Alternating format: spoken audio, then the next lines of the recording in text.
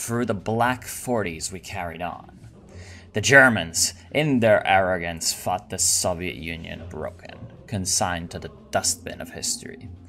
Throughout the decade, we plotted and prepared. Throughout Russia and Central Asia, men and women alike united for a great attempt to push back the fascists.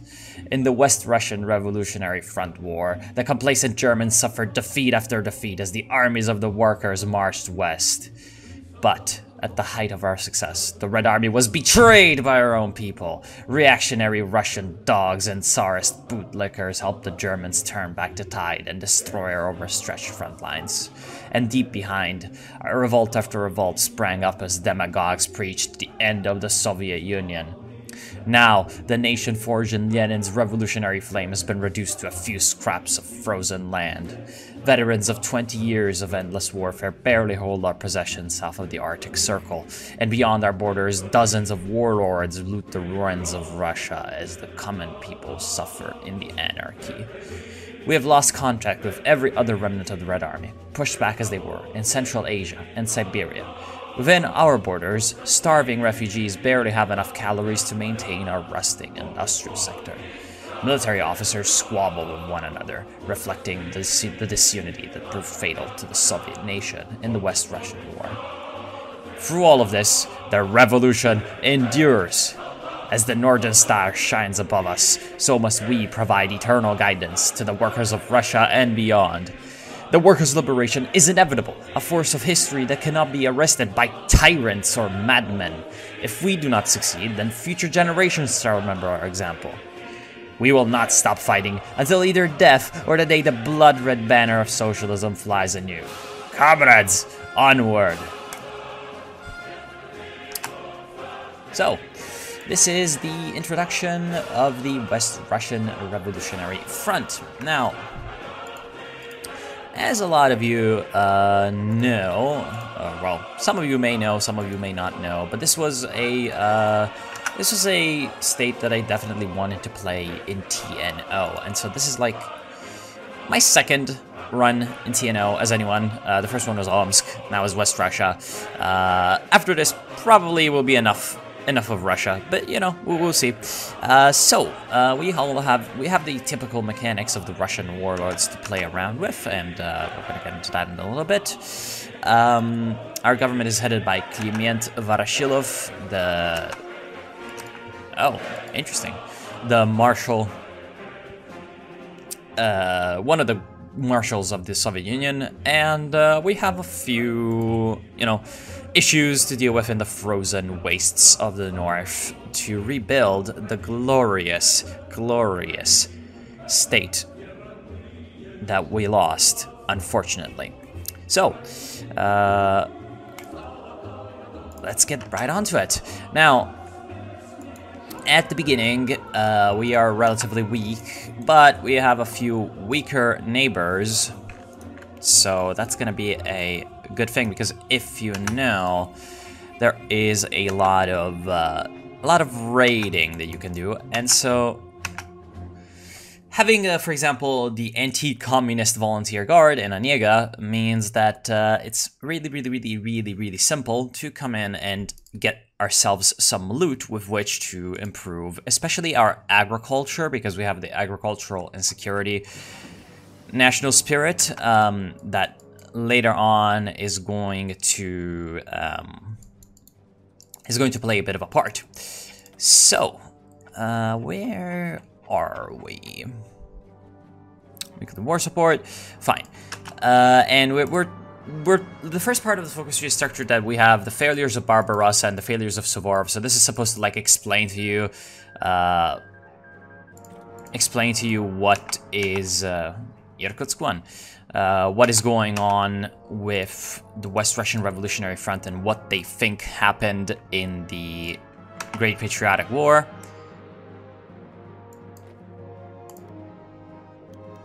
Tribute paid. There we go.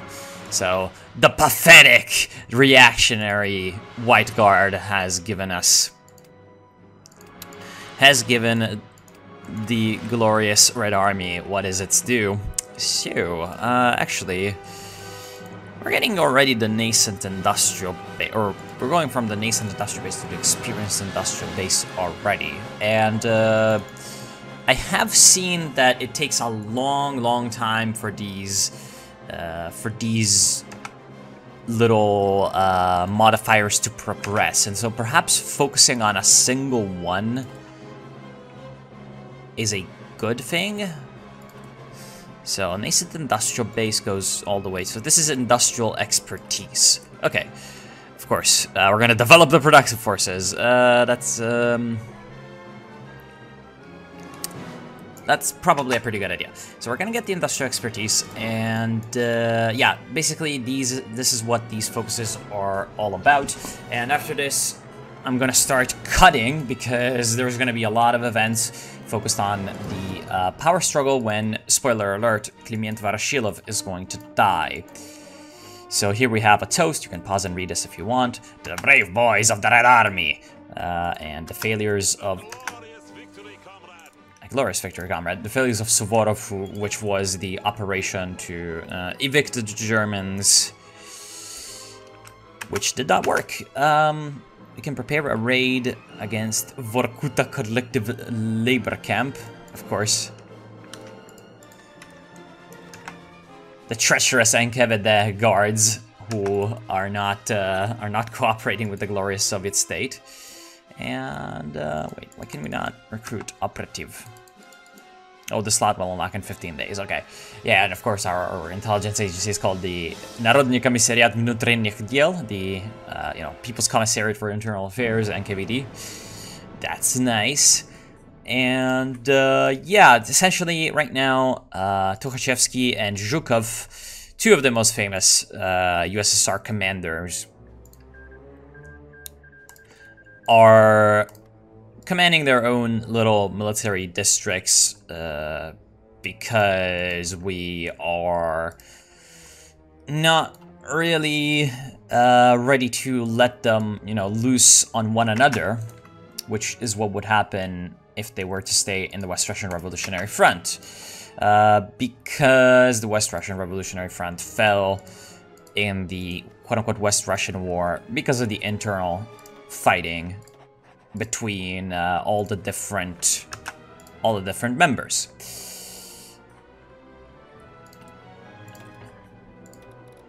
Where should we put the spies? Sure, I guess spy on Vorkuta for now, because we're gonna raid them.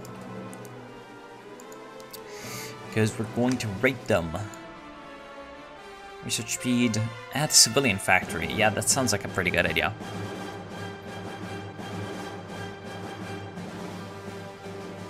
So, right now we have 9 factories, and once this is over, we're gonna get a few more factories. Now, yeah, there we go. The failures of Suvorov, and now we get the permanent matters. And then the Red Bonaparte or the People's Marshal are going to be locked behind, well, the story progressing. Again, poor old Kliment is not really long for this world. We received an ultimatum for Vorkuta. Yeah, you're trying. You're gonna try, but you're gonna fail. But you are going to fail. The enemy is defeated! And we took their stuff. Of course, these border wars are always pretty annoying because you cannot control anything. But yeah, this is gonna be what we are busy with for quite a long time. At least until we can start to gobble up other people when, well, things happen in Germany. So, my plan of action for this playthrough is... Oh, he does not have loot. I see. Well, then, it's time to come back to the Finnish simps. There we are. Again, the idea is to finish this pertinent matters and then kind of skip ahead for a while. Because this is what will likely be the case for a lot of these TNO playthroughs. There's a lot of waiting, and so it's by necessity going to be a lot of very, very heavily edited playthroughs. Anyway, pertinent matters. So, a moment's reprieve. So, a kingdom without heir invites chaos for interregnum. A kingdom with more than one chaos for civil war. So, does the West Russian Revolutionary Front seem to shamble towards the latter without pause? Its aging patriarch, Clement Voroshilov, weakens in strength and vigor with every moment he holds the title and duties of Grand Marshal. Many fear today that the hero of West Russia is confined to bed rest until his passing. Not simply out of concern for the man's health, but also for the bedlam that may yet ensue after his funeral. For as it stands, there are two contenders laying claim to Grand Marshal Voroshilov's legacy: Mikhail Tukhachevsky and Georgy Zhukov. For all that they are each other's polar opposite in many respects, philosophies, temperaments, methods, the front's two greatest generals are also each other's equals, least of all in skill. A stalemate such as this will only be resolved by beings greater than mortal men. Thus have the fates in all their omniscience chosen. Interesting. So, the Red Napoleon or the People's Marshal. Now, I know a lot want to see Zhukov, but... the Red Napoleon! So, I think that I want to see the Red Napoleon, because he's just like something else. He's basically all about that Russian Revolution, Red Army spirit, war communism, all those kinds of things. So, you know, as long as he gets... He had some very, very interesting ideas in real life about what he wanted to do, and yeah, I think that you know, the Red Bonaparte, the Red Napoleon is going to be quite the interesting playthrough. So I'll see you in a bit when that's sort of getting realized.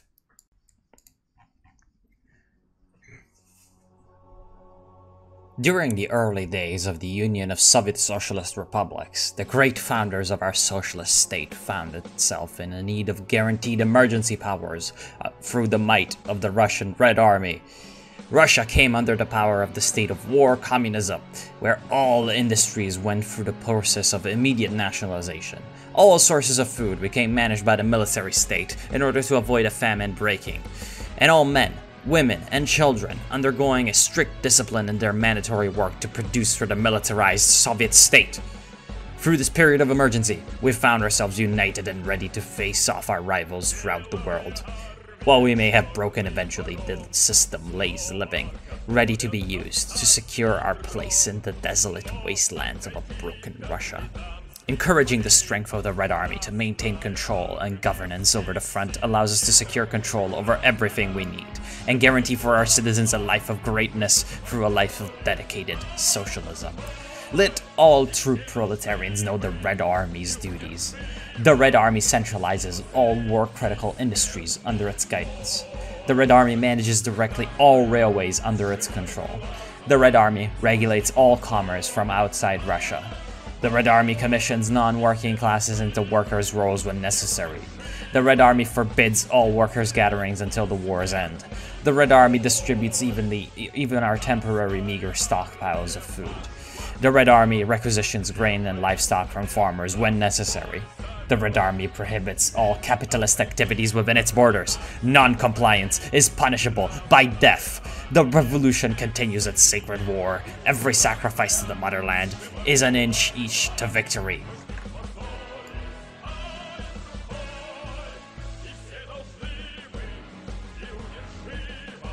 So, we have progressed a bit further down the focus tree for the Red Bonaparte, and now that everything is almost completed, we're getting the heroic 46 years, which is going to give us an event, a party for the party. I wonder if that's relatively good. Now, we also can do Operation Snow Maiden and a military parade, because why not?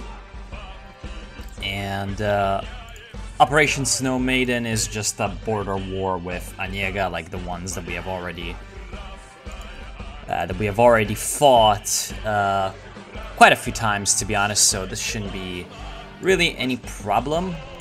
A front triumphant, but it is a, like, propaganda victory, I suppose, so... is that an old one chair? Blah, blah. So a ring.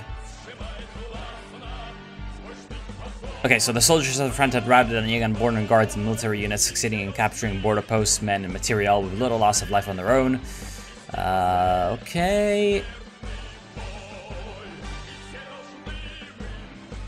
So great victory, we gain 1 loot, and gain influence. Okay, so it's pretty standard. It's what I thought.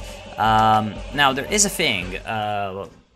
We've been playing the influence game for quite a while now. As you can see, it's January 1963. But we haven't really had, like, anything regarding succession yet. Oh. Italy wins the Italo-Turkish War. Really now. So we don't really know what the hell is gonna be in store. Give me this.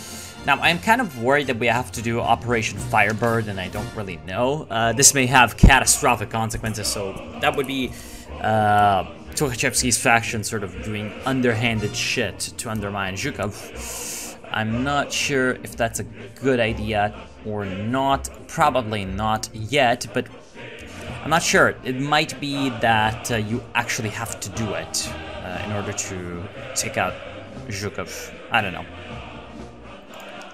I don't know. Oh, well. You're welcome to try, brother.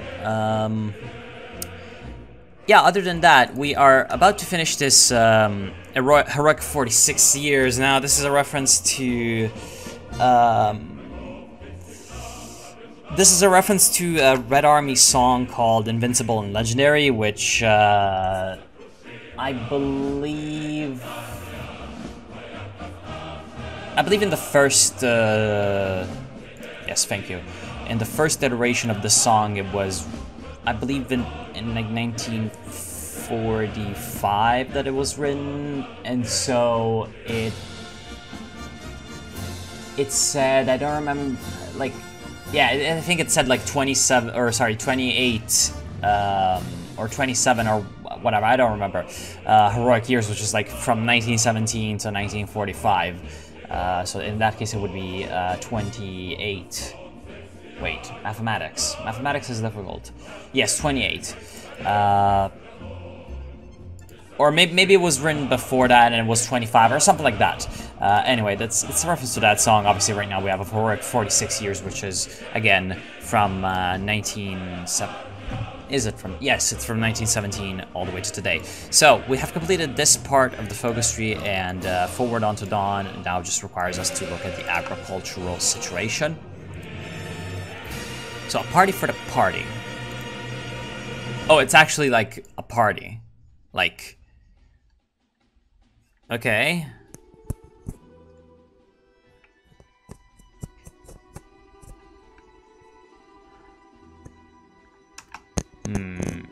Drunken hooligans, Marshall. He already regretted ever being lured to their little party, but no matter.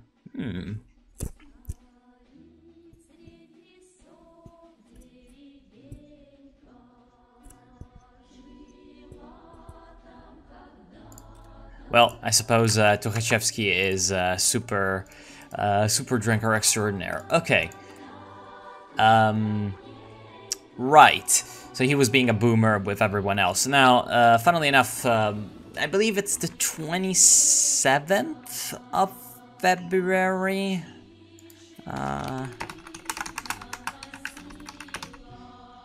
23rd of February, that is the founding day of the Red Army. So, yeah. We are pretty close to that.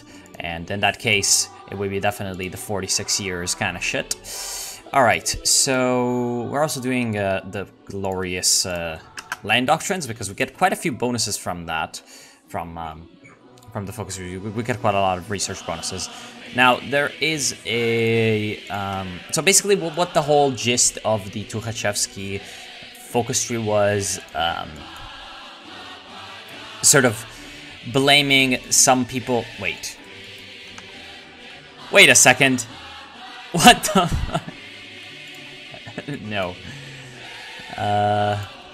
No thanks. We can purchase some equipment. We can purchase some equipment. Give me equipment, Zlatoust. The 10 political power is really not, like, nearly as valuable as the equipment, so... Thank you! Yeah, apparently the state of Israel is around. Now, like, basically, the Tukhachevsky focus tree is all about, essentially, building up the Red Army as the main pillar of the Soviet state, just like it was in, like, the 1917 October Revolution. He's basically being a boomer about that. About when, you know, the Red Army was great and the Soviet people were great, because they were able to bear any sacrifice to achieve victory. And yeah, so it's a very, very military-focused tree, while the Zhukov tree is a little bit more focused on sort of ideological tenets. And yeah. So you could have paused and read the food situation. You know, its food situation is not good. We're in the middle of a frozen wasteland, so obviously we don't really get that much food. Haha, Lamau, Soviet Union, no food. So yeah, I think good old Klim is going to die at around this moment, when we're about to do the Forward onto Dawn focus. And at that moment, the West Russian Revolutionary Front is going to be united, whether with a civil war or without a civil war, we shall see. And in the meantime in the world, the German world order is collapsing. Good. Oh, untrustworthy scum in Zlatoust. In the meantime, I'm just gonna be sitting here doing my building up. And yeah, I'll see you The German in a planes while. Had always saved a good quantity of their fuel and ordnance to bomb the front's last few industrial centers. Air raid shelters had always been part of life for the front's civilian population. Long, boring hours spent in them, punctuated now and then by a few instances of terrifying rumbling. The last few months had seen rarer bombings. The Luftwaffe's habitual randomization of bombing runs had grown ever more erratic, as what remained of available supplies was used up by the aero bases in Moscovian. As rumors had it, the winds of war were blowing closer to home, as the Reich's dying Führer breath grew ever more strained. The front's general staff had long marked the start of every day by tallying the numbers of bombing sorties. Now the graph sloped down rapidly, and the number of grounded German planes soared ever higher. Rid of the fear of German vultures, the front supply convoys moved more confidently. So would the bandits, traitors, and reactionaries beyond the front's border, of course. But the general staff of the Red Army did not fear the Russian rabble. They had won the Civil War 40 years ago. In the 50s, the brave soldiers of the worker state had almost brought down the German colossus. It mattered not how the fronts would array themselves, for the front's generals knew how to fight on, leading their men onto the inevitable path of history. The day of liberation approached. Once the German planes flew their last, the wars of unification would begin.